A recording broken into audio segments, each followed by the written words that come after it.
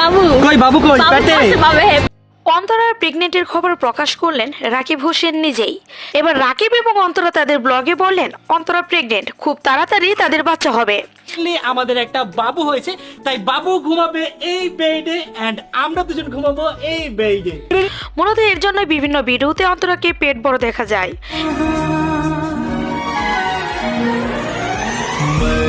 এবং বিভিন্ন লাইভে রাকিব এবং ঋতুকে দেখা যায় না অন্তরাকে। ঋতুকে জিজ্ঞেস করা হয় তাদের কি বাবু পছন্দ। ঋতু বলেন বলতে কি হবে, ছেলে না মেয়ে? অবশ্যই মেয়ে হবে। ছেলে আচ্ছা, দুইটা চাইতেছে, একটা হইলে সমস্যা নেই। মাঝখানে কেন ঢুকলি? তোকে জিজ্ঞেস করছিস আমাকে গাইস আরে তোর সাথে বলবো, আম্মুরে পরে বলবো নি। আচ্ছা বল, তুই খালা হইতে যাইতেছিস, বল আমাদের ছেলে না মেয়ে চাস কোনটা? ভাই আমি তোমরা নিজেরাই এখন বাচ্চা, আরো বড় হও, পরে তোমার।